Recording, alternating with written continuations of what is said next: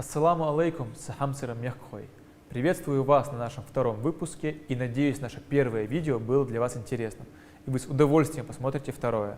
А я со своей стороны постараюсь сделать все возможное, чтобы это видео было для вас интересным и полезным. Сегодня мы с вами узнаем, что такое дифтонги, как предлог «ма», используемый с прилагательными и глаголами, может менять их значение, местоимение и как в ингушском языке местоимение «мы» может выступать в двух разных значениях. И еще мы разберем с вами указательные местоимения, как в единственном, так и в множественном числах. Давайте приступим к делу. И что же такое дифтонги? Дифтонги – это сочетание двух букв, образующих свой звук. Попрошу не путать с абруптивами, так как дифтонги – это просто сочетание двух самостоятельных букв, что выдают свой звук, в отличие от абруптивов, что сами по себе являются самостоятельной буквой. Так вот, вернемся к нашим дифтонгам. Есть три дифтонга. Первый образуется сочетанием букв О и А и выдает звук УА, как, например, в слове луа – снег, луа, или же уалхазар – птица, уалхазар, туа – сметана, туа. Следующий дифтонг – это сочетание букв О и В, и звучит это как оу. Например, слово доу – спор, звучит как доу, хотя пишем мы дов. Или же ноукост – товарищ, пишем новкост, слышим ноукост. Далее идет слово коу – двор, пишем ков, слышим коу. И последний наш дифтонг дает сочетание букв У и В. Это самый интересный дифтонг, так как звук его необычен тем, что буква В в этом дифтонге звучит как бы приглушенно. Можно сказать, что она находится как бы в степени. И давайте лучше разберем на примере. Ну, веник. Наше В звучит как бы еле слышно. Ну, хотя пишем мы нув. Или же ду, клятва. Здесь мы также В слышим очень приглушенно, хотя пишем мы ду. И давайте перейдем к нашему предлогу ма. В зависимости от того, используется предлог ма с глаголами или прилагательными, он выполняет разные роли. Если мы используем его с прилагательным, то он у нас усиливает значение сказанного, так сказать. Например, если мы скажем «мек авахо», то это означает «ты ленивый». Ну а если мы скажем «мамек авахо», то это будет означать «какой же ты ленивый». «Мамек авахо». То есть мы сразу видим, как наше «ма» усиливает значение от сказанного нами. В случае с прилагательными «ма» можно перевести «какой же» или «как же». Ну а в случае с глаголами наше «ма» играет буквально противоположную роль. Оно выступает даже не сколько как отрицание, а сколько как некий запрет. Например, «ец искоч» означает «купи это платье», а если «маец искоч», то «не покупай это платье». Теперь давайте перейдем к нашим местоимениям, что является главной темой этого урока. Наши местоимения в единственном числе в первом, втором и третьем лицах. Я – со, ты – хо, он, она – это ис. Да, одно местоимение «ис» отвечает за все три, что мы используем в русском языке. Как определять, какое из местоимений имеется в виду, мы с вами узнаем на нашем следующем уроке, когда разберем классы имени существительного в ингушском языке. Перейдем к множественному числу в первом, втором и третьем лицах. Мы, вей, тхо, вы, шо, уж, они.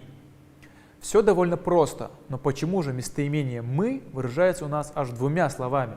Дело тут в том, что когда мы говорим «вей», то имеется в виду «мы», включая всех участников нашего диалога. Например, если кто-то из ваших друзей спросит, куда мы идем, «мича долхвей», и мы ответим ему «тика это долхвей», «мы идем в магазин», то наш ответ будет означать, что мы и его включаем в совершаемое нами действие.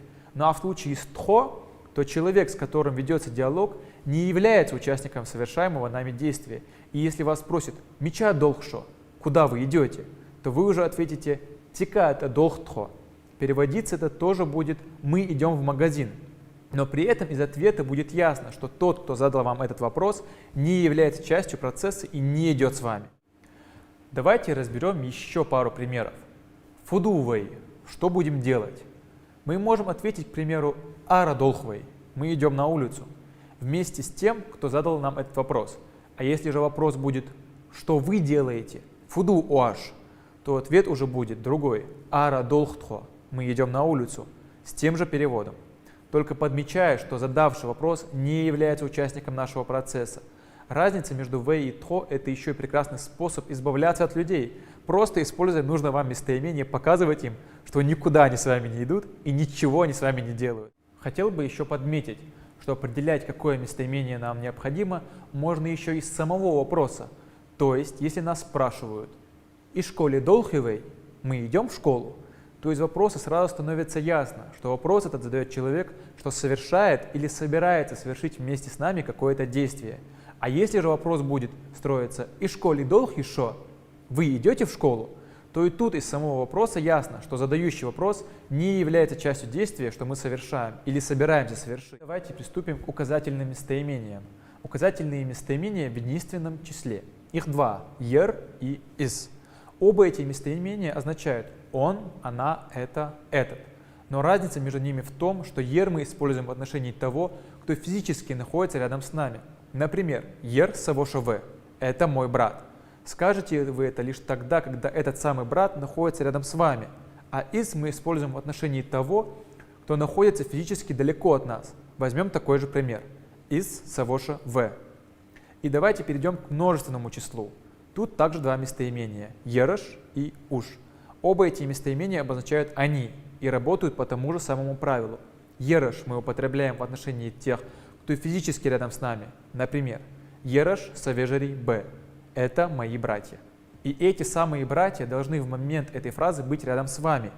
А если мы скажем «уж савежери б», то это означает также «они мои братья», но в том случае, когда эти братья далеко от вас. Но данным правилом разговорной речи довольно часто пренебрегают и используют то местоимение, которое им более удобно. Я могу посоветовать вам использовать «ер» и «ераш», указательные местоимения, используемые в отношении тех, кто рядом с вами, в тех случаях, когда данный человек или люди находятся непосредственно рядом с вами, а во всех остальных случаях прибегать к «из» и «уж». Это местоимение, используемое в отношении тех, кто далеко. Ну а наш с вами второй урок подходит к концу. Надеюсь, данный выпуск был для вас полезен и интересен. Оставляйте свои комментарии, как хорошие, так и плохие. Ваши отзывы помогают нам становиться лучше и работать над собой. Подписывайтесь на инстаграм ассоциации ГАЛ, ссылка будет в шапке профиля, а также на мой инстаграм English Education, где вы найдете еще много полезной информации на тему ингушского языка. Ну а я с вами прощаюсь до следующего воскресенья, когда выйдет наш третий выпуск. Дал эхту бог клапшон. Ассаламу алейкум.